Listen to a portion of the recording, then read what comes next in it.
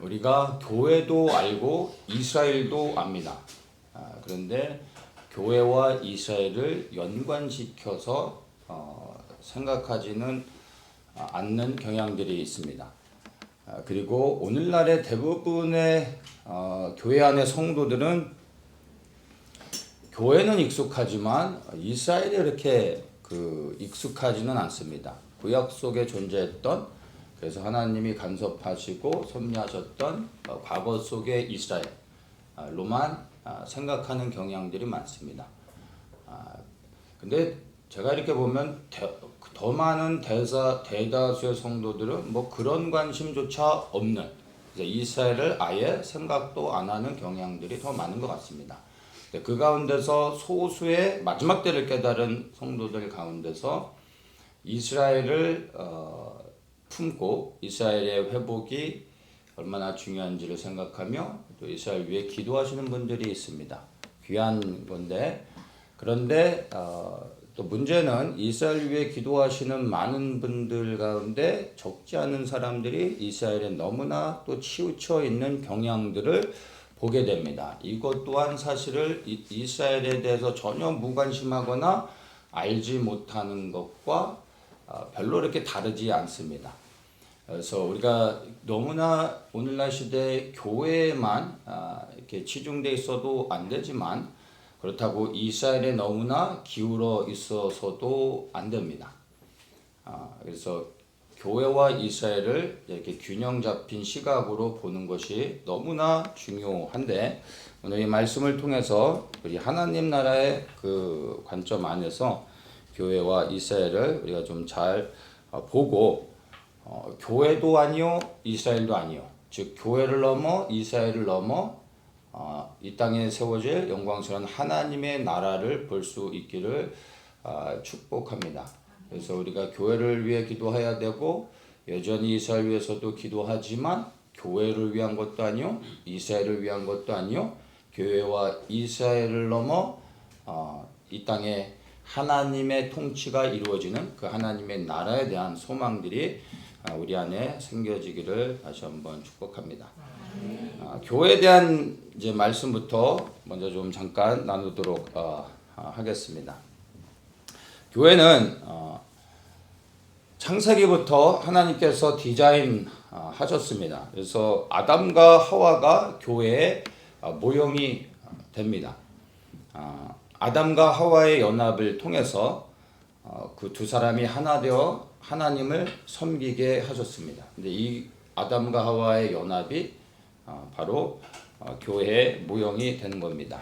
하나님께서 하와를 아담과 같이 동일하게 단독적으로 창조하실 수도 있었지만, 그렇게 하지 않으시고 아담 안에서 아담을 통하여 하와를 창조하셨습니다.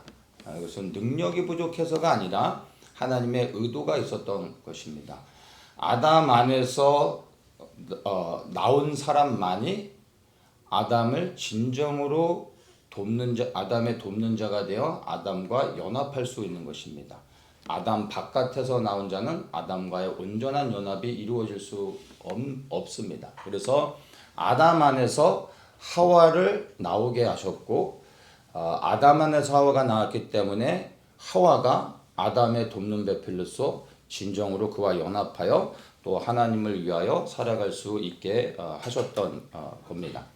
근데 이 아담은 그리스도를 예표하는, 상징하는 인물입니다. 그리고 또 하와는 오늘의 우리 교회를 의미하기도 합니다. 그래서 그리스도 안에서 교회가 나왔고, 교회가 그리스도 안에서 나왔기 때문에 교회는 진정으로 그리스도의 돕는 배필로서 그리스도와 연합하여 그리스도의 영광을 위해 살아갈 수 있게 되는 것입니다. 고린도후서 5장 17절에 우리가 그리스도 안에서 새로운 피조물이 되었다 이렇게 말씀하고 있는데, 이 말씀 우리가 너무나 잘 알죠. 근데 그리스도 안에서 새로운 피조물이 되었다라는 것을 아담 안에서 하와가 나온 것, 즉 그리스도 안에서 교회가 나온 것, 것으로 우리가 생각할 수 있습니다. 그래서 우리는 그리스도 안에서 나왔고 그리스도를 돕는 자로서 이제 연합해야 한다라는 것을 말씀을 통해서도 우리에게 얘기해주고 있는 것입니다. 그래서 그리스도가 교회의 머리시고 교회는 그리스도의 몸이 되어지는 겁니다. 그래서 우리는 그리스도의 몸된 교회의 지체로서 연합하여서 교회의 머리 대신 그리스도를 섬기는 것이 우리 각 사람을 향한 교회로의 부르심이 되는 겁니다.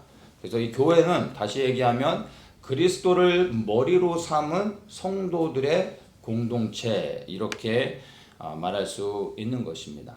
그래서 우리 교회를 통하여 모이게 하신 것은 단순한 성도들의 연합, 그리하여 교제를 나누고 함께 신앙생활하는 이런 정도가 아니라 함께 연합함으로 인하여 누구를 돕습니까? 그리스도를 도와 그리스도의 나라가 이 땅에 이루어지도록 하는 일들을 감당해야 된다는 것입니다. 누가요? 교회가 해야 된다는 겁니다. 그래서 이 교회에 대한 거룩한 부르심은 각 교회를 향하여 동일하게 흘러가는 것입니다.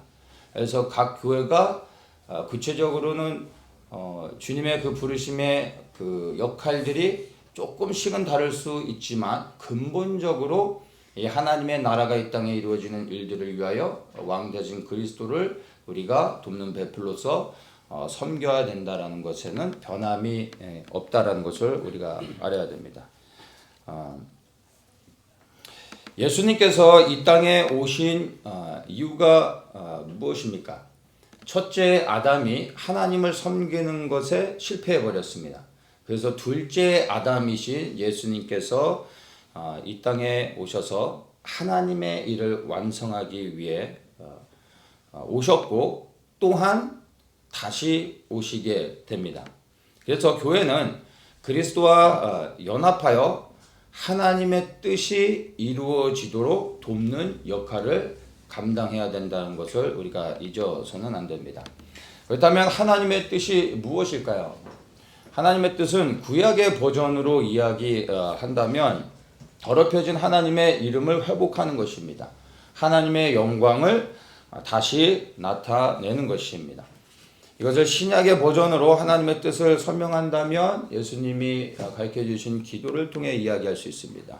뜻이 하늘에서 이루어진 것 같이 땅에서도 이루어지이다 라는 이 말씀을 통해 우리에게 하나님의 뜻이 무엇인지를 말씀해 주고 있고 또한 그렇게 기도하라고 하고 계십니다. 그래서 하나님의 통치가 이 땅에 이루어지는 일, 바로 그것이 하나님의 마음에 있는 것이고 하나님의 뜻이라는 것을 우리가 생각해야 됩니다. 이것이 바로 우리 모든 교회를 향한 하나님의 거룩한 부르심이고 교회의 사명이라는 것을 기억하시기 바랍니다.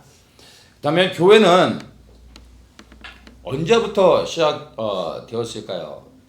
누가복음 16장 16절 보면은 율법과 선지자는 요한의 때까지요. 그 후부터는 하나님 나라의 복음이 전파되어 사람마다 그리로 침입하느니라 이렇게 말합니다. 그래서 요한 이후로부터는 하나님 나라의 복음이 전파된다. 그리고 이 하나님 나라로 사람들이 들어간다. 이렇게 말하고 있습니다.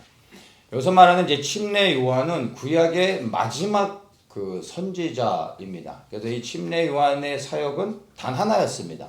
주의 오실 길을 예비하는 거였습니다. 그는 다른 거 하지 않았습니다. 오직 이거 하나만을 했습니다. 그래서 예수님이 오셔서 해야 될 사역을 그가 미리 앞서 행합니다. 그리하여 그의 메시지를 듣고 와서 회개하고 침례를 받는 자들이 준비되어지고 예수님이 오셔서 회개하라 하나님 나라가 가까이 왔느니라 라는 말씀을 하셨을 때 요한의 침례를 받았던 사람들이 예수 그리스도께 나와 침례를 받으며 그리스도의 사람이 되어지고 또 그리스도를 위하여 삶을 드리는 그런 일들이 있게 되어졌습니다. 그래서 그 이후로 주님께서 죽으시고 부활하시고 승천하시고 또 성령을 보내신 다음에 성령의 역사를 통하여 교회가 이 땅 가운데 탄생되어지고 그리고 믿음의 사람들을 통하여 이제 복음이 증거되어지는 일들이 시작되어졌는데 보다도 구체적으로 이야기한다면 주님께서 사역을 시작하시면서 구약의 시대는 끝나고 신약 시대가 시작되어진 겁니다. 그래서 즉 예수님께서 회개하라 하나님 나라가 가까이 왔느니라 라는 하나님 나라의 복음을 전하는 순간 구약의 시대는 끝나고 신약이 시작된 겁니다. 즉 율법의 시대가 끝나고 복음의 시대가 시작되어진 겁니다. 그래서 이스라엘 시대에서 교회 시대로 전환되어진 시점이 바로 예수님의 사역의 시작입니다. 그래서 이때부터 교회를 통하여 하나님 나라의 복음이 전파되고 이방인의 구원이 시작이 되어진 것입니다. 그리고 지금 우리는 여전히 교회 시대를 살아가고 있고 이 교회 시대 가운데 이제 끝자락에 있다라는 것을 우리가 인식을 해야 할 것입니다. 교회가 시작되어졌고 교회도 반드시 끝나는 시간이 있습니다. 하나님께서 창세기에서 세상을 시작하실 때 이미 시작하시기 전에 세상의 끝을 정하셨던 것과 같이 교회를 시작하실 때도 교회의 끝을 정하셨습니다. 그런데 그 교회의 끝이 언제인지 우리는 알 수 없지만 그 교회의 끝에 반드시 교회가 승리하게 된다라는 것을 알 수 있습니다. 마태복음 16장 18절 보면 또 내가 네게 이르노니 너는 베드로라 내가 이 반석 위에 내 교회를 세우리니 음부의 권세가 이기지 못하리라 이렇게 말합니다. 요 구절은 지금도 여전히 신학적인 논쟁이 계속 있는 구절입니다. 그래서 로마 카톨릭은 이것을 이 반석을 말 그대로 베드로라고 말하고 우리는 베드로를 계승한 교회로서 로마 카톨릭만이 진정한 교회다라고 이 말씀을 근거로 주장하고 있습니다. 근데 개신교는 이 반석은 그리스도다라고 말하면서 이제 모든 그리스도를 머리 삼은 모든 교회를 또 진정한 그리스도의 교회라 이렇게 또 말하고 있습니다. 이 논쟁은 계속해서 진행되고 있는데 제가 이제 말하고자 하는 포인트는 음부의 권세가 교회를 결코 이기지 못한다라고 말한 이 말씀에 우리가 좀 주목하기 원합니다. 이 음부의 권세는 영어 성경에서 보면은 게이트 오브 헬에서 지옥의 문 이렇게 말하는데 원어에서는 하데스의 문, 그러니까 음부의 문, 이것을 죽음의 문, 사망의 문 이렇게도 말할 수 있습니다. 그래서 이것을 궁극적으로 보면은 사망의 권세가 결코 교회를 이기지 못할 것이다 이런 말씀의 의미죠. 예수님께서 부활의 생명을 교회에 주셨고 우리 각 사람 믿는 자들에게 주셨습니다. 그래서 결코 사망 권세가 우리를 이기지 못합니다. 그래서 이 음부의 권세가 교회를 이기지 못한다는 말씀을 우리는 믿습니다. 근데 이것을 우리가 조금 더 깊이 보면은 교회가 극심한 핍박과 환난을 당한다라는 것도 예측해 볼 수가 있습니다. 이제 음부의 권세, 즉 지옥의 문, 사망의 문이 열린다라는 것은 교회를 향하여 사탄의 권세가 가장 큰 것이 사망이잖아요. 그래서 우리로 하여금 믿음을 버리게 하기 위해서 우리를 죽음에 몰아넣는 극심한 환난과 핍박이 있을 거라는 겁니다. 그런데 그럼에도 불구하고 우리가 죽음의 현장 가운데 내몰리는 상황이 있더라도 거룩한 그리스도의 성도들, 부활의 생명을 가진 성도들은 죽음이 끝이 아니요 죽지만 그러나 주님이 다시 부활케 하신다는 것을 믿고 죽음에 굴복하지 않는다는 것이죠. 환난과 핍박 가운데 믿음을 굴복하지 않고 결국에 승리한다라는 의미입니다. 이 말씀을 통해서 우리가 분명히 인식해야 되는 것 하나는 교회를 향한 극심한 핍박들, 교회 안에 있는 믿음의 성도들을 향한 환난이 있다라는 것입니다. 그런 것들이 있을 것이지만 그러나 결코 교회는 지지 않을 것이다. 승리하게 될 것이다. 이것을 얘기하고 있는 겁니다. 그래서 교회를 통하여 이 땅에서 하나님이 계획하신 모든 일들을 반드시 성취하신다, 이루신다라는 것을 우리가 생각할 수 있습니다. 그리고 지금 현재 하나님 나라는 그래서 이 말씀을 보면 이스라엘을 통하여 역사하는 것이 아니라 바로 하나님께서 택하여 사용하고 있는 교회를 통하여 지금 하나님께서 역사하고 일하고 계시며 그리고 교회를 통하여 그 일을 성취하신다라는 것을 우리가 분명히 알아야 하는 것입니다.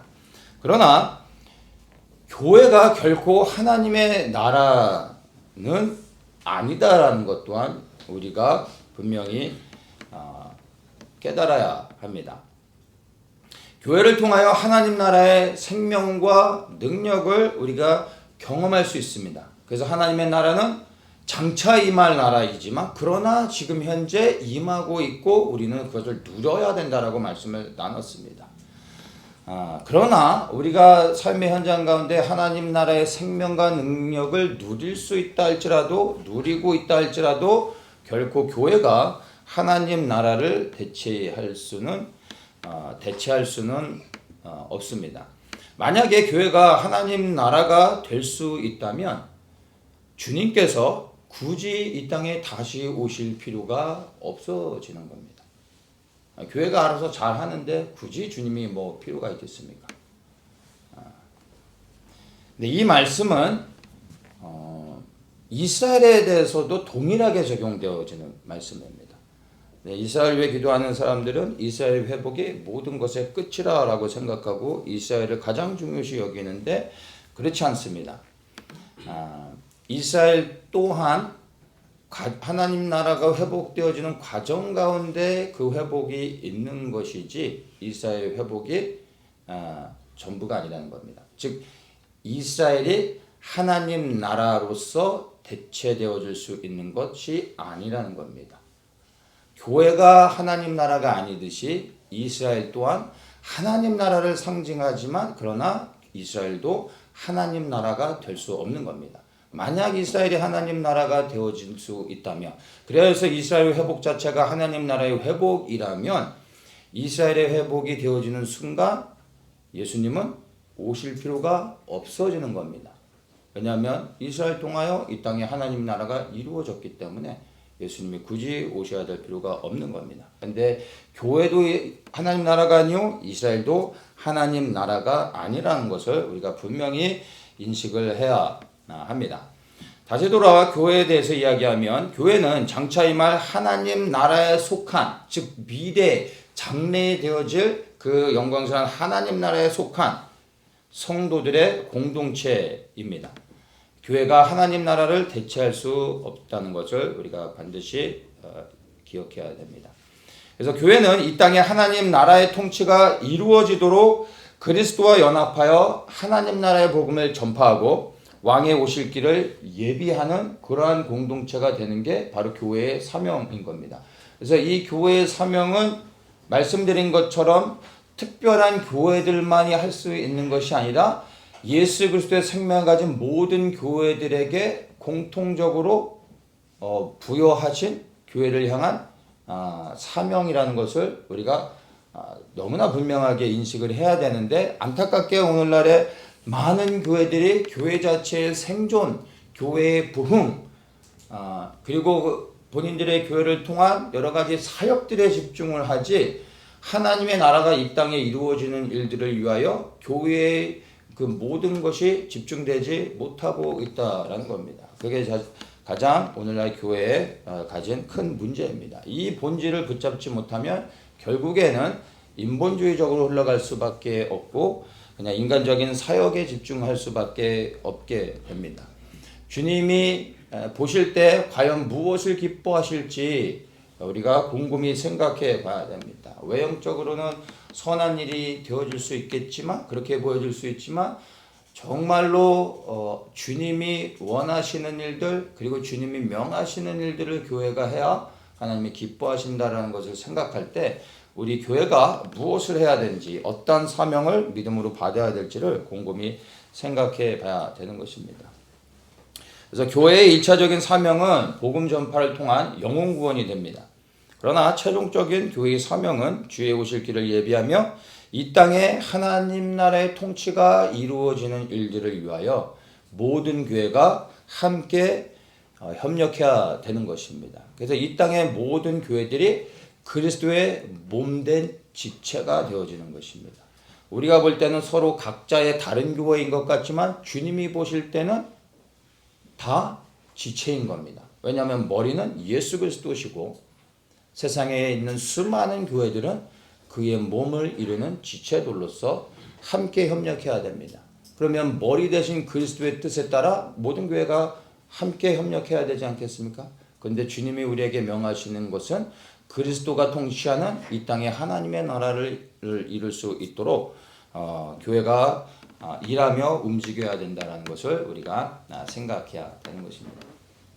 그래서 교회의 본질적인 사명은 여러분 여러 가지 많은 다양한 사역들이 아니라 바로 주의 길을 예비하여 이 땅에 하나님 나라의 통치가 이루어지게 되는 그 일을 위하여 교회가 부르심을 받았다는 것을 여러분 기억하시고 교회 안의 공동체에서 그러면 나는 어떤 일을 해야 되는가라는 것들을 우리가 곰곰이 생각해야 되는 것입니다.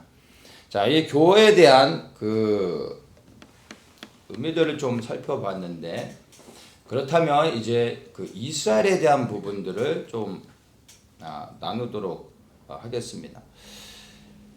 오늘날 우리가 신약 시대를 살고 있고 교회 시대를 살고 있기 때문에 교회에 대한 부분은 그래도 익숙한데 과연 하나님께서는 이스라엘을 어떻게 생각하실까? 역사 속에 이스라엘은 이미 하나님을 버리고 떠나 이제 사라졌고 그리고 하나님께서는 이렇게 보면 이스라엘을 버리신 것처럼 보이고 이제 더 이상 이 신약의 말씀들 가운데 이스라엘을 굳이 발견할 내용들이 없는 것처럼 보여집니다.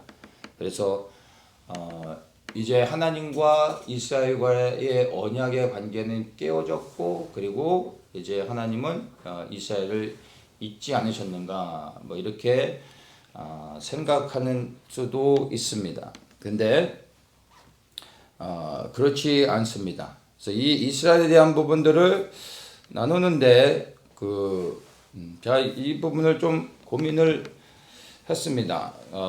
보통은 이스라엘에 대한 부분들을 선지서를 통해 선지자들의 예언의 말씀들을 통해 이스라엘에 대한 말씀들을 이렇게 이제 하나님께서 이스라엘에 대한 계획이 무엇인지를 나누는데 좀 고민을 하다가 창세기를 통해 이 아브라함의 후손들의 그 이야기를 통해 하나님께서 교회와 이스라엘을 함께 계시하신 그 말씀들의 의미를 통해서 이스라엘만 볼 게 아니라 이스라엘과 교회를 같이 보면은 더 좋을 것 같아서 창세기의 말씀을 통해서 이스라엘에 대한 하나님의 뜻이 무엇인지를 좀 보도록 하겠습니다. 창세기 이제 25장에 보면 이제 이삭의 이야기가 나옵니다. 하나님께서 아브라함에게 언약하셨고 그 언약이 이제 이삭에게 이제 전달되어지죠. 그리고 이삭이 이제 두 아들을 낳습니다. 에서와 야곱을 낳죠. 이들은 쌍둥이였습니다. 근데 에서가 먼저 태어나고 그다음에 야곱이 태어납니다. 근데 아버지 이삭은 에서를 더 사랑합니다. 근데 어머니 리브가는 야곱을 더 사랑하게 됩니다. 그리고 이들이 이제 장성하고 난 후에 에서가 팥죽 한 그릇에 장자의 명분을 팔아버리게 됩니다. 그리고 이제 이삭이 나이가 많아 이제 언제 죽을지 모르는 상황이 됩니다. 그래서 이제 그가 죽기 전에 언제 죽을지 모르니까 이제 그가 사랑하는 장자 에서에게 이삭이 아브라함으로부터 받은 하나님의 언약과 또한 그가 줄 수 있는 모든 축복을 사랑하는 아들 에서에게 주기를 원합니다. 그래서 에서를 불러 이제 내가 너를 축복하고 싶은데 너가 사냥해서 고기를 잡아 음식을 맛있게 준비해라. 그러니까 너가 준비한 음식을 먹고 마음껏 너를 축복하겠다. 그래서 에서가 사냥을 하러 나갑니다. 근데 에서와 이삭의 대화를 리브가가 엿듣습니다. 그리고 야곱을 더 사랑했던 리브가는 형이 사냥을 하러 간 사이에 야곱에게 이제 내가 음식을 준비할 테니까 너는 아버지에게 들어가 너가 에서인 것처럼 해서 아버지의 축복을 받아라 얘기합니다. 그래서 어머니가 한 음식을 가지고 아버지가에게 가는데 이삭이 이제 나이가 많아 눈이 어두워 보이진 않는데 소리를 들어보니까 야곱의 목소리인데 가까이 오라고 해서 몸을 만져봤더니 털이 많아 에서의 몸입니다. 그래서 변장을 하고 갔었죠. 그리고 그가 준비한 음식을 맛있게 먹은 다음에 에서라 생각하고 그에게 모든 축복을 다 해줍니다. 그리고 나서 이제 야곱이 나갑니다. 잠시 후에 에서가 음식을 갖고 들어오죠. 그리고 이삭과 에서는 야곱이 속였다라는 것을 압니다.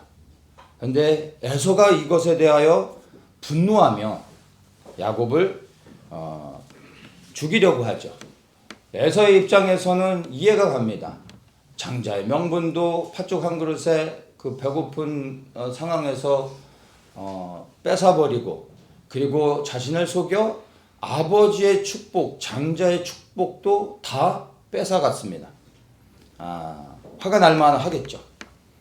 이 일로 인해서 에서와 야곱의 관계는 완전히 깨어지고 그리고 이제 에서가 죽이려고 해서 야곱이 이제 그를 피해 도망갈 수밖에 없는 상황이 됩니다.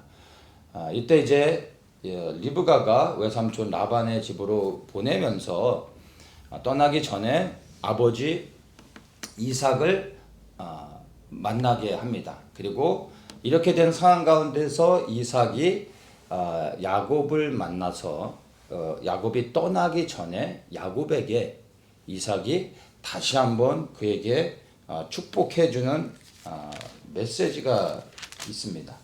뭐라고 축복해주냐면, 그러니까 지금 이 축복은 에서를 속여서 에서에게 해줬던 축복의 메시지가 아니라 이미 다 상황을 알게 됐고 이제 외삼촌 라반의 집으로 떠나는 야곱에게 이삭이 진심으로 하는 축복의 메시지입니다. 28장 3절에 보면 전능하신 하나님이 내게 복을 주어 너로 생육하고 번성케 하사 너로 여러 족속을 이루게 하시고 아브라함에게 허락하신 복을 내게 주시되 너와 함께 내 자손에게 주사 너로 하나님이 아브라함에게 주신 땅 곧 너의 우거하는 땅을 유업으로 받게 하시기를 원하노라. 이렇게 다시 한번 불러서 야곱을 축복하며 보냅니다. 그리고 야곱은 그 축복을 받고 이제 떠나는 길 중에 베델에서 하나님을 만나죠. 하나님이 두려움 가운데 떠나는 야곱을 다시 한번 또 만나 주시고 야곱에게 힘과 용기를 주시며 너는 반드시 다시 돌아오게 될 것이다. 내가 너와 언약한다. 라고 하나님께서 야곱에게 위로하시며 그 언약하십니다.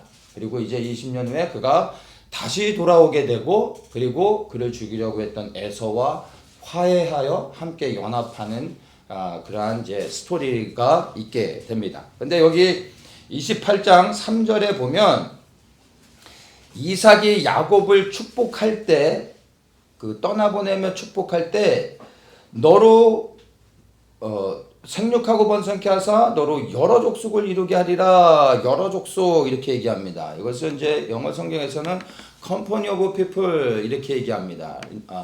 이것을 여러 족속 이렇게 얘기하는데 이 company라는 단어가 히브리어에서는 카헬이라는 단어입니다. 그래서 이 여러 그리고 뭐 어떤 무리 이런 의미인데 카헬이라는 단어를 쓰는데 이 카헬이라는 단어의 의미가 assembly, congregation, convocation, 그러니까 뭐 총회, 그다음에 뭐 이걸 회중, 그다음에 소집, 뭐 이런 의미인데 이 칼이라는 단어의 의미들을 보면 이 의미들을 종합하면 이것이 무엇을 의미하냐 하면은 이것이 교회를 의미하는 겁니다.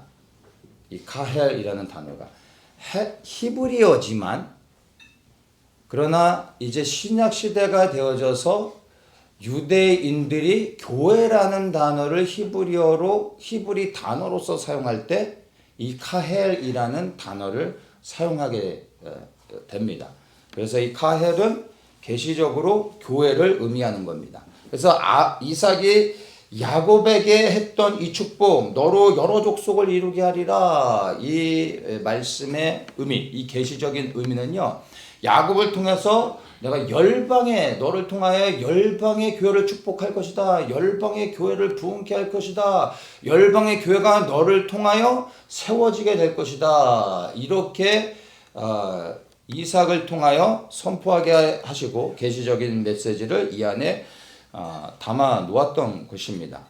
그리고 이 에서와 야곱의 관계는 그래서 가만히 보면 이스라엘과 교회의 관계로 우리가 볼 수 있습니다. 그것을 계시적으로 그렇게 하나님께서 에서와 야곱의 관계를 통해 이스라엘과 교회의 관계를 숨겨 놓으셨습니다. 그래서 에서는 장자의 명분을 경홀히 여겼습니다. 그것은 이스라엘이 장자의 명분을 버린 것과 동일한 의미를 갖습니다.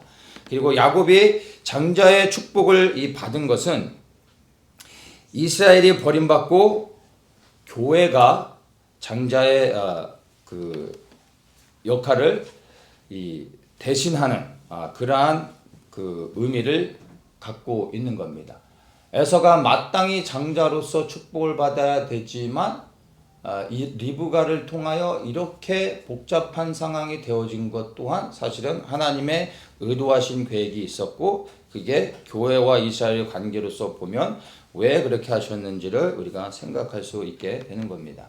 그래서 나중에 야곱이 돌아와서 에서와 화해했다라는 것은 이스라엘과 교회가 나중에 함께 연합하게 되어지는 것들을 또한 계시적으로 말해주고 있는 것입니다. 그래서 에서와 야곱이 다시 화해한 것 같이 교회와 이스라엘이 다시 화해하게 되는 일이 있게 되는데 그 일은 누구를 통해서 이루어집니까?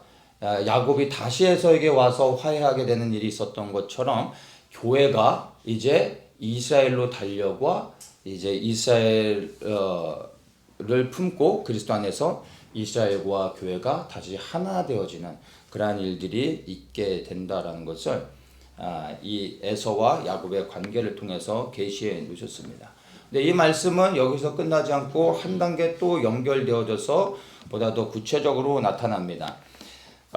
이 이스라엘과 교회에 대한 계시는 창세기 마지막에 다시 한번 동일한 상황들이 재현됩니다.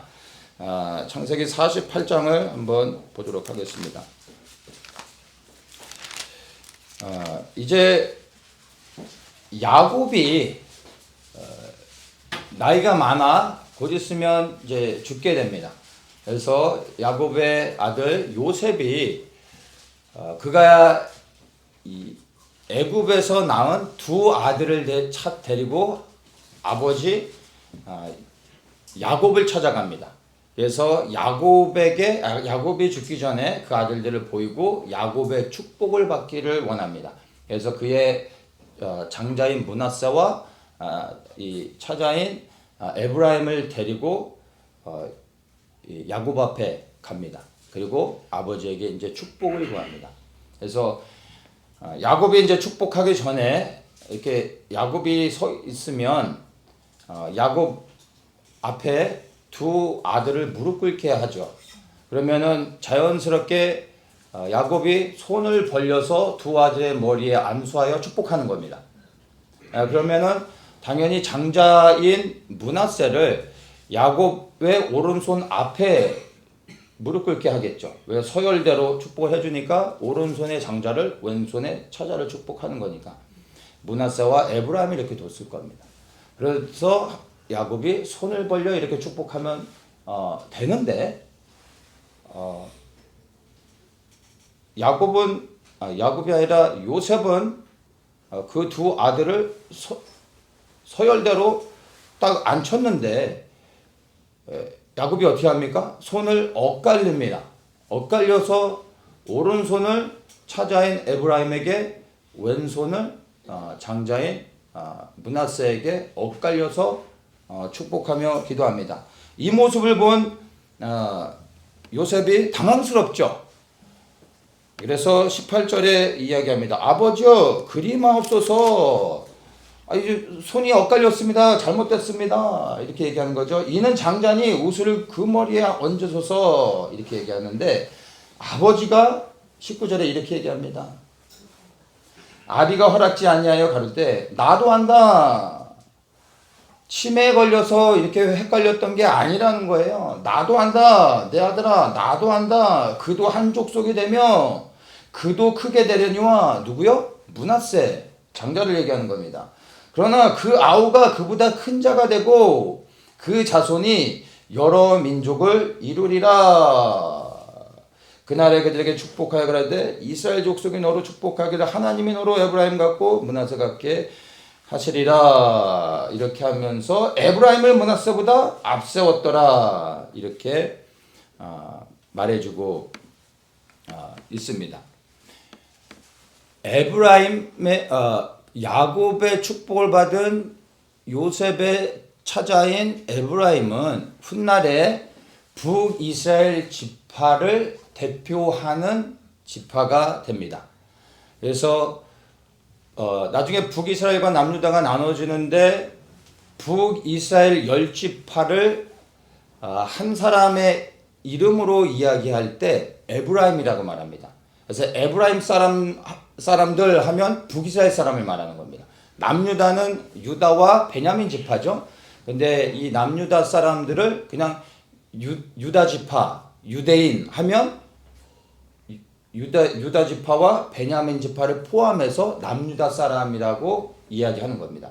그래서 이 북이스라엘과 남유다는 항상 에브라임 사람들과 유다 사람들 이렇게 해서 나눠지게 되고 그런 의미로 이 에브라임이 북이스라엘을 대표하는 그러한 지파가 된다는 겁니다.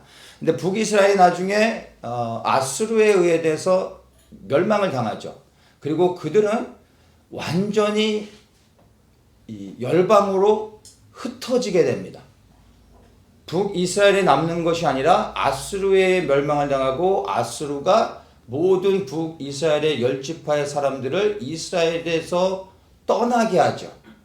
다 흩어버립니다. 그리고 남유다도 바벨론에 의해 멸망을 당하고 흩어집니다.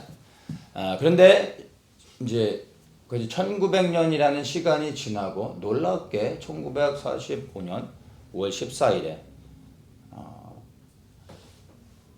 창세기에 하나님께서 아브라함이 약속하셨던 그래 이스라엘 백성들이 살았던 그 땅으로 다시 이스라엘 백성들이 돌아오는 그리하여 이스라엘을 재건케 하는 놀라운 사건이 발생했습니다.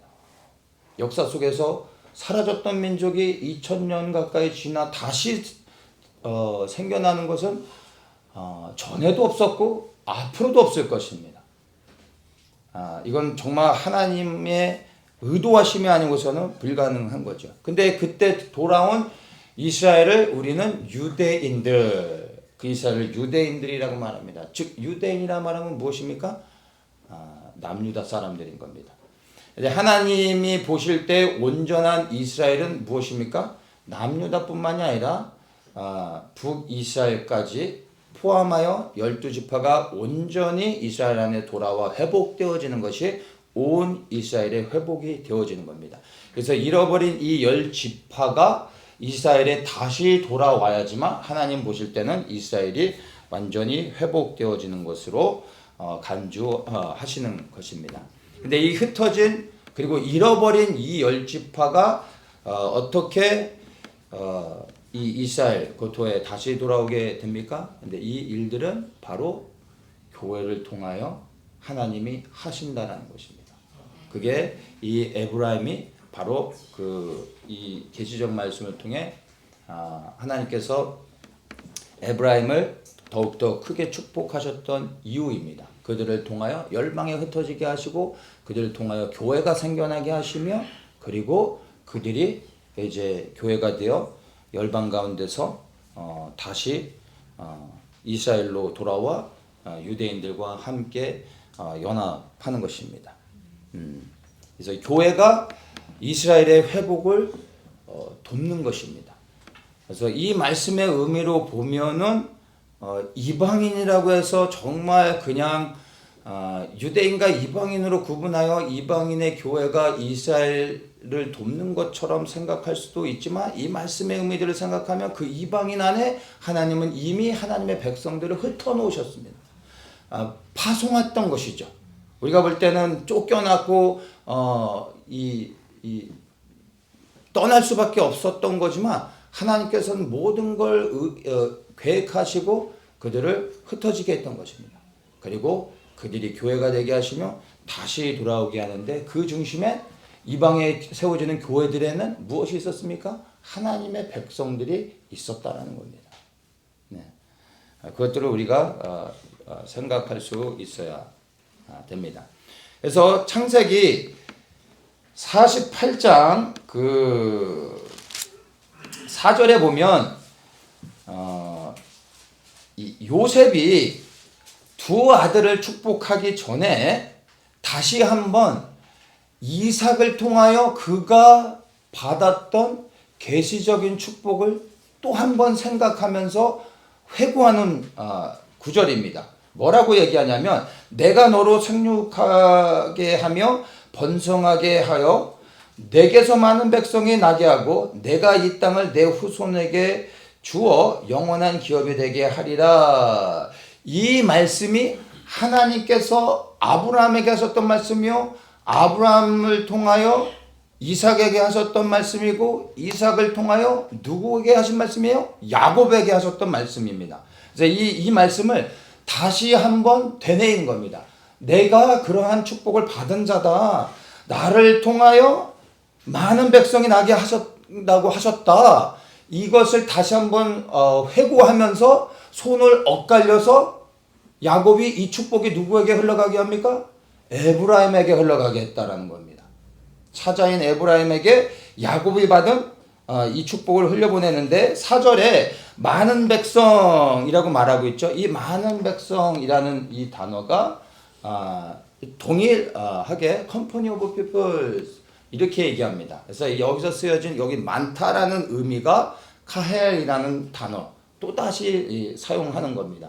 그래서 이 열방의 교회들을 부흥케 하시고 열방의 교회들을 누구를 통하여 생겨나게 하는 겁니까? 하나님의 백성 이스라엘을 통하여 교회들이 생겨나게 하며 장자가 아닌 차자를 통하여 하나님께서 이 일을 하신다는 겁니다. 이스라엘이 아닌 바로 이방인을 통하여 또한 교회가 생겨나게 한다는 것. 이것을 복합적으로 우리가 생각할 수 있게 되는 겁니다. 그래서 야곱의 손을 엇갈려서 에브라임을 축복한 것은 계시적으로 열방에 세워질 교회를 향한 하나님의 축복이었던 것입니다. 그래서 이것은 이 말씀을 보면 하나님께서 이스라엘을 버리신 것이 아니라 교회를 통하여 이스라엘을 회복하시고 이 땅에 하나님 나라를 세우시려고 하는 하나님의 놀라운 계획이라는 것을 우리가 이 두 가지의 메시지를 통해서 발견할 수 있게 되는 것입니다. 그리고 이제 성경의 선지서들을 통해 수많은 이스라엘에 대한 회복의 메시지들이 있지만 에스겔 말씀으로 지금 남았던 그 에브라임에 대한 메시지와 연결시켜서 좀 더 분명하게 하나님의 말씀이 어떻게 일치되는지를 한번 보겠습니다. 에스겔 37장에 보면 마른 뼈의 환상이 나옵니다. 이 마른 뼈의 환상은 이스라엘에 대한 회복에 대한 예언의 말씀입니다. 골짜기 가운데 죽은 뼈들이 그냥 가득했습니다. 근데 하나님께서 에스겔에게 태어나게 하실 때 뼈들이 이제 달라붙고 형태를 갖추고 힘줄이 생기고 살이 붙고 가죽이 붙고 그 다음에 생기가 불어 들어와서 이들이 죽은 자들이 살아나게 됩니다. 근데 이들이 살아날 때 이렇게 보았더니 그들이 극히 큰 군대더라라고 이렇게 에스겔이 이야기를 합니다. 죽은 자들이 살아났는데 보았더니 그냥 사람이 아니라 여호와의 군대였다라는 겁니다. 그랬더니 이것이 큰 군대가 되었습니다라고 했을 때 하나님께서 에스겔에게 이렇게 말씀하십니다. 11절에 인자야 이 뼈들은 이스라엘 온 족속이라 이렇게 말씀하십니다. 하나님이 살리신 이 마른 뼈들은 죽어있던 이스라엘 백성들, 하나님이 군대로 다시 세우신 하나님의 택하신 장자 민족이라는 겁니다.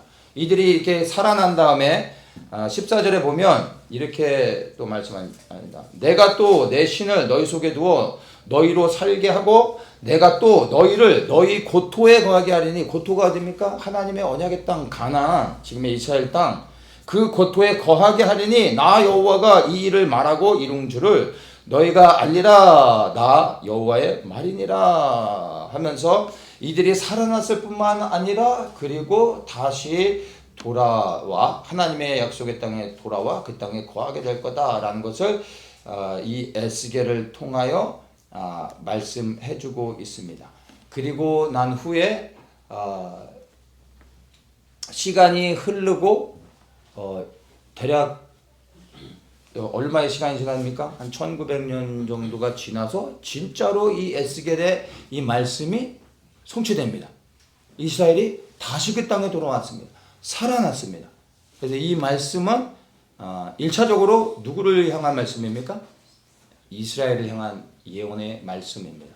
그래서 이 마른 뼈의 환상을 우리가 또 개인적으로도 받아서 이 말씀을 우리에게 적용할 수도 있지만 항상 잊지 말아야 될 것은 이 말씀은 이스라엘의 회복에 대한 말씀이라는 것을 생각해야 됩니다. 자, 이렇게 해서 하나님께서 이스라엘 백성들이 고토에 돌아와 다시 나라를 이루게 될 것이다 라는 것을 예언하셨고, 그렇게 된 다음에 그 다음에 또 어떻게 되어지는지에 대해서 또 설명해 줍니다. 16절에 보면 인자야 너는 막대기 하나를 취하여 자, 이 말씀은 이미 하나님의 땅 이스라엘 가나안 땅에 들어온 상태에서 이제 이스라엘 향하여서 또다시 예언하는 말씀인 겁니다. 인자야 너는 막대기 하나를 취하여 그 위에 유다와 극작 이스라엘 자손이라 쓰고 또 다른 막대기 하나를 취하여 그 위에 에브라임의 막대기 곧 요셉과 극작 이스라엘 온 족속이라 쓰고 그 막대기들을 서로 연합하여 하나가 되게 하라. 내 손에서 둘이 하나가 되리라. 이렇게 말씀하고 있습니다. 두 막대기를 하나가 되게 하신다는 겁니다. 이게 무엇입니까? 유다의 막대기, 에브라임의 막대기 말하고 있습니다. 유다의 막대기는 남유다를 이야기하는 거죠. 에브라임의 막대기가 어디입니까? 북이스라엘을 얘기하는 거죠. 이 남유다와 북이스라엘이 이제 내가 나누어졌었지만 이제는 하나 되게 할 것이다. 연합하게 될 것이다. 이 말씀을 합니다. 그리고 난 다음에 24절에 보면 내 종 다윗이 그들의 왕이 되리니 그들에게 다 한 목자가 있을 것이라. 그리고 25절에 보면 내가 내 종 야곱에게 준 땅 곧 그 열조가 거하던 땅에 그들이 거하되 그들과 그 자자손손이 영원히 거기 거할 것이요 내 종 다윗이 영원히 그 왕이 되리라 말합니다. 다윗이 그들의 영원한 왕이 되리라. 여기서 다윗이 누구입니까? 이 에스겔이 말할 때 이 시대는 이미 다윗은 죽고 한 400년 정도가 지난 후의 시점입니다. 그래서 여기서 말하는 다윗은 죽은 다윗을 역사 속에 그 다윗을 말하는 게 아니라는 것을 유대인들은 너무나 잘 알고 있습니다. 그러면 이 다윗을 누구를 이야기하겠습니까? 유대인들에게 이 다윗은 메시아인 겁니다. 근데 그 메시아가 예수님이라는 걸 유대인은 아직 모를 뿐이지 이 다윗, 그들을 하나 되게 하셔서 통치할 그 다윗, 그분이 바로 그들의 메시아인데 예수 그리스도가 되는 겁니다. 그래서 그 땅에서 영원토록 다윗이 그들의 왕이 되어 그들을 통치하실 것이다 라고 말씀해 주고 있습니다.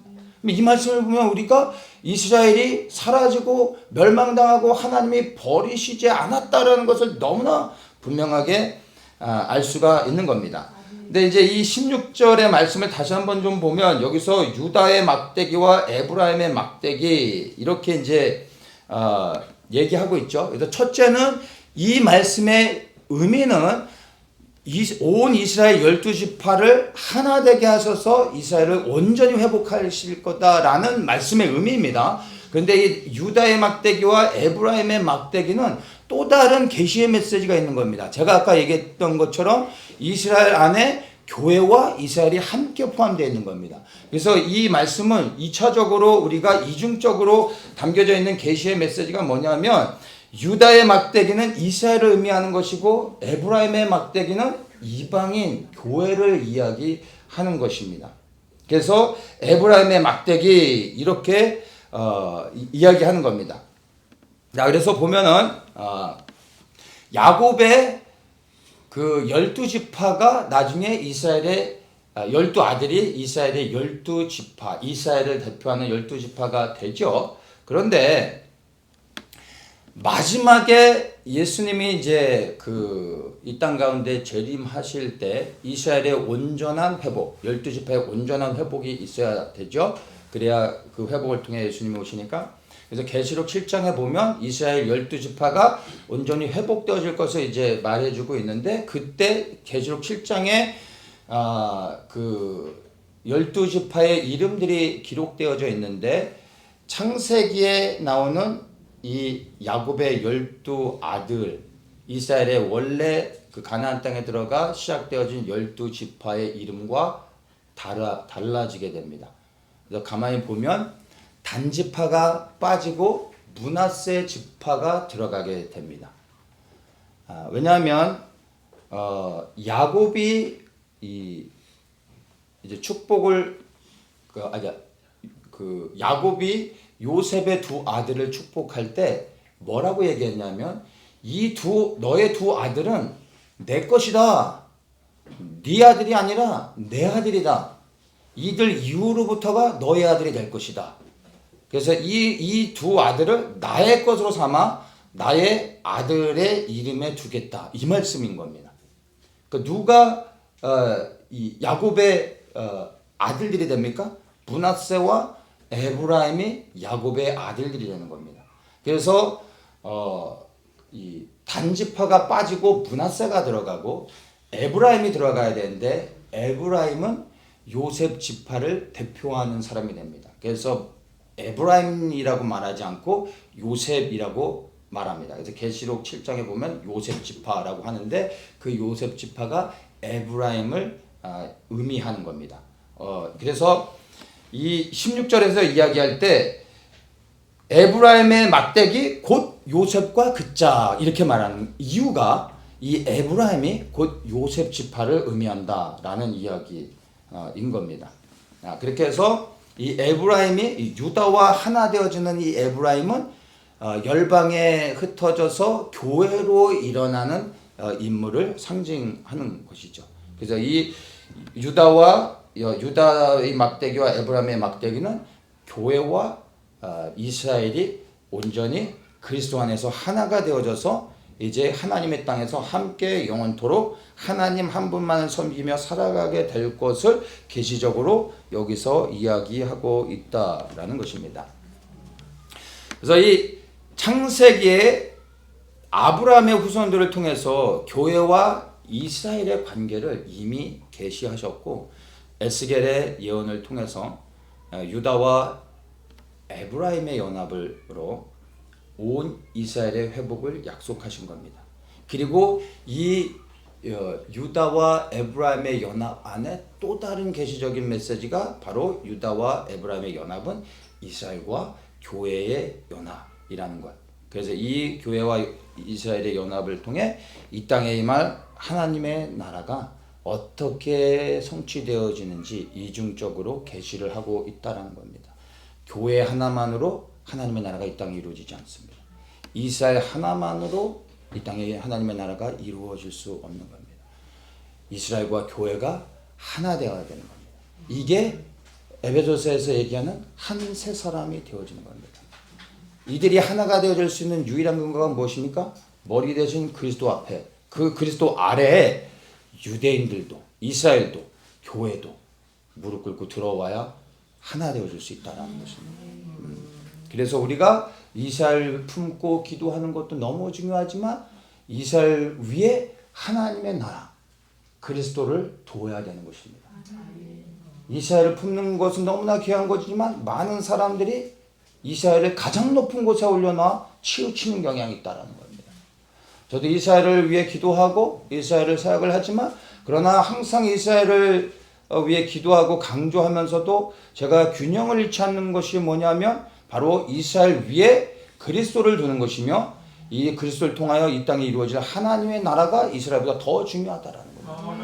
유대인보다 여러분 그리스도를 더 사랑하셔야 되고 이스라엘보다 하나님의 나라를 더욱더 소망해야 되는 것입니다. 교회는 이것을 위해 함께 연합하여 이스라엘을 돕는 그러한 공동체라는 것을 우리는 반드시 기억해야 될 것입니다. 한 가지 말씀을 더 보면 시편 89편 30절부터 보면은 하나님께서 이스라엘에 대한 하나님의 뜻을 계시해 놓으셨습니다. 30절에 만일 그 자손이 내 법을 버리며 내 규례대로 행치 아니하며 내 율례를 파하며 내 계명을 지키지 아니하면 내가 지팡이로 저희 범가를 다스리며 채찍으로 저희 죄악을 징책하리로다. 그러나 이런 일은 일어나게 되죠. 이스라엘이 하나님을 떠나죠. 근데 그러나 나의 인자함을 그에게서 다 거두지 아니하며 나의 성실함도 패하지 아니하며 내 언약을 파하지 아니하며 내 입술에서 낸 것도 변치 아니하리로다. 하나님의 입술에서 낸 것이 무엇입니까? 이스라엘과의 언약. 내가 이것을 변치 않을 것이다. 이스라엘에 대한 언약을 내가 파기하지 않을 것이다. 그들이 나를 떠나고 그들이 언약을 깨트려도 나는 신실한 하나님이기 때문에 내가 결코 그들과 세운 언약을 깨트리지 않을 것이다.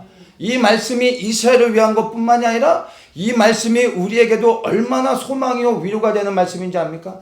우리가 실수하고 범죄하고 넘어져도 하나님은 우리를 사랑하셔서 우리가 하나님 앞에 다시 돌아올 때 우리를 받아주신다라는 겁니다. 이 은혜가 있기에 우리가 하나님 앞에 나갈 수 있는 것입니다.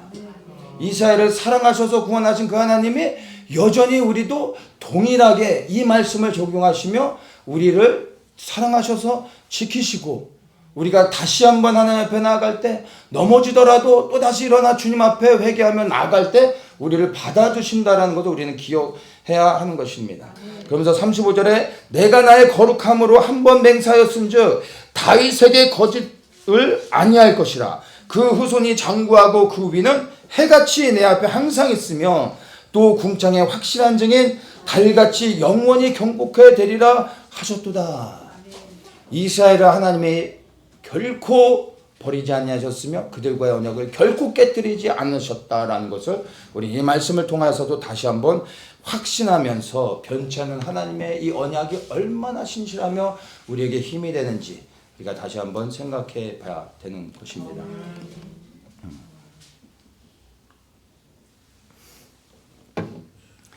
구약의 하나님의 이 예언의 계시들을 이제 우리가 신약을 통해서도 같이 연결해서 이것을 컨펌하는 것들이 필요합니다. 구약의 말씀들은 반드시 신약을 통해서 성취되어지는 겁니다. 그래서 구약을 해석하는 것은 신약입니다. 근데 구약이 없으면 신약 자체는 존재할 수가 없겠죠. 그래서 이 구약에 예언된 모든 말씀들은 신약 안에서 다 그 짝을 찾아서 반드시 이 말씀들이 성취되는 것을 확인할 수 있습니다.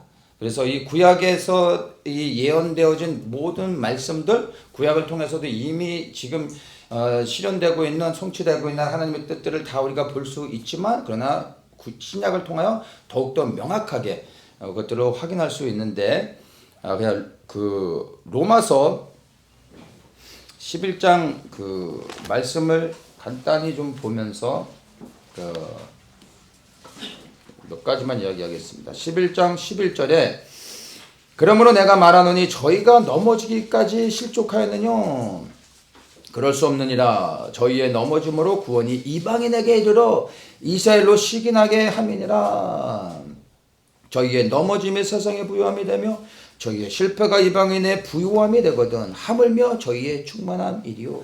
이스라엘이 잠시 넘어짐으로 인하여 이방인의 구원이 채워졌다면 그들이 하나님 앞에 다시 돌아올 때 열방이 얼마나 축복을 받겠느냐, 이 말씀을 하고 계시는 겁니다. 그러면서 이제 25절에 이렇게 말씀합니다. 형제들아, 너희가 스스로 지혜 있다함을 명키 위하여 이 비밀을 너희가 모르기를 내가 원치 아니하노니, 이 비밀은 이방인의 충만한 수가 들어오기까지 이스라엘의 더러는 완악하게 된 것이라.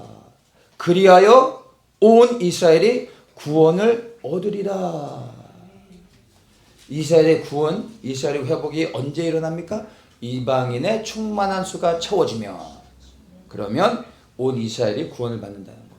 순서가 있는 겁니다. 이방인의 교회를 통하여 이방인의 구원이 이루어지고, 그리고 나면 하나님께서 이제 눈동자를 하나님의 택한 백성, 그 언약을 성취하기 위하여 이스라엘에게 시선을 고정시키며 이제 이스라엘 하나님의 택한 백성들이 구원을 얻을 수 있도록 일하신다는 겁니다. 바로 우리가 살아가고 있는 이 시대가 이방인의 충만한 수가 채워진 시대요, 이제 하나님의 눈동자가 이스라엘 향하여 가고 있는 시대라는 것을 우리가 기억을 해야 할 것입니다. 그래서 이 교회를 통하여 이방인의 구원이 성취되고 하나님께서 이스라엘을 회복하시고 나면 하나님의 나라가 이 땅에 이제 임하게 되는 겁니다. 이제 이 바울을 통해서 이렇게 말씀하셨을 뿐만 아니라 예수님께서도 이 말씀을 하셨습니다. 그 이 부분에 대해서 말씀하셨는데, 누가복음 21장 하나만 더 보도록 하겠습니다. 21장 24절에 보면 저희가 칼날에 죽임을 당하며, 이게 예수님께서 이제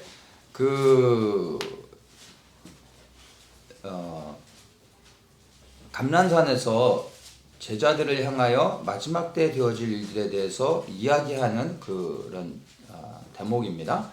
저희가 칼날에 죽임을 당하며 모든 이방에 사로잡혀 가겠고 예루살렘은 이방인의 때가 차기까지 이방인들에게 밟히리라. 이방인의 때가 찰 때까지 예루살렘이 이방인에게 밟힐 것이다. 이렇게 말씀하고 있습니다. 자, 이 말씀을요, 다른 방식으로 표현을 한다면 이렇습니다. 이방인의 때가 채워지면 예루살렘이 회복되어질 것이다. 이 말입니다.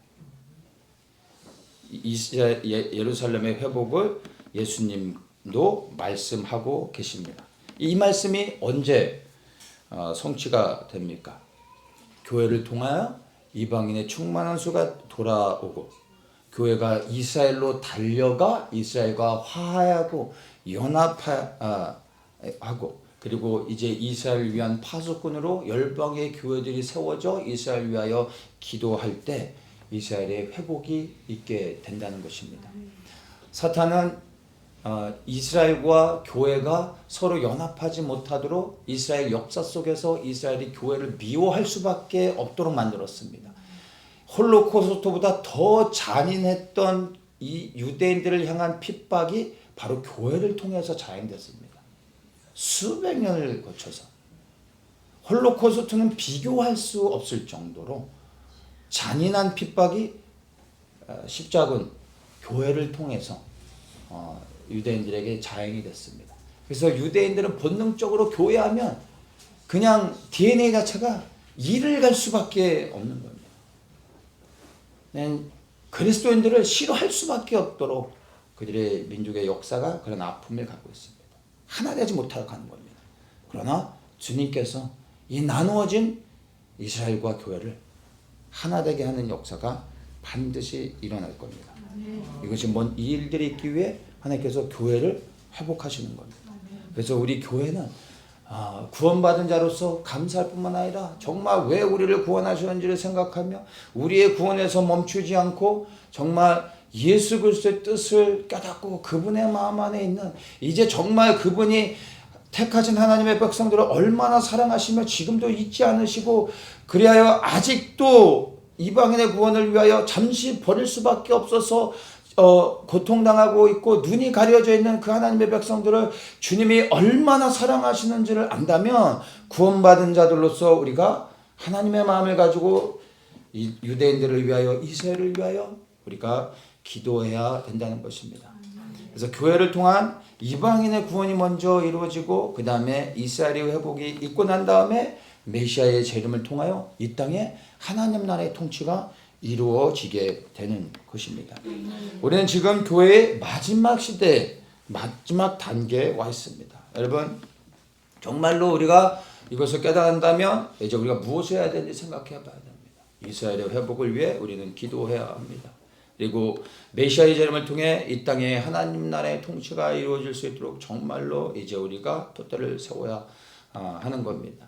이 마지막 시대의 교회는 하나님 나라를 향하여 돛대를 세우고 발걸음은 이스라엘을 향하여 하나님의 거룩한 땅 예루살렘을 향하여 달려가야 하는 것입니다. 이것이 온 교회를 향한 하나님의 부르심이며 또한 우리 더처치에 대한 하나님의 부르심과 사명임을 기억하십시오. 그래서 이 하나님 나라의 비전 안에서 여러분 교회와 이스라엘을 품고 주의 길을 예배하는 자들이 되십시오. 모든 것 위에 하나님 나라를 두고 그 하나님 나라 아래 교회와 이스라엘을 품으며 하나님 나라가 이루어지는 그날까지 위하여 기도하시기를 예수님의 이름으로 축복합니다.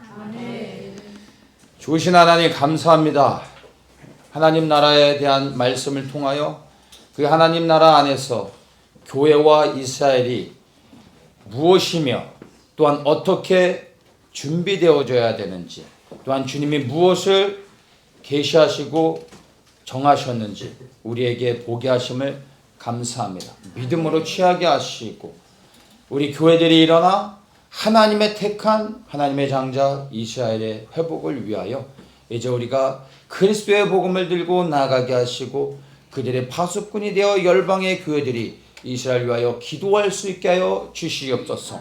그리하여 그들의 메시아인 예수 그리스도를 이제 그들이 눈을 열어보게 하여 주시고 예수 그리스도를 통하여 구원 얻는 자들로 그리하여 이 땅 가운데 하나님 나라의 제사장 민족으로 일어나 온 열방이 이스라엘을 통하여 복을 받게 하여 주시옵소서. 그날이 이루어지는 것을 소망하며 우리에게 이 땅에 임할 하나님의 나라에 대한 그 비전을 품고 끊임없이 기도하며 나아가는 저희 더처치 공동체 되게 하여 주시옵소서. 감사하며 예수님의 이름으로 기도드리옵나이다. 아멘.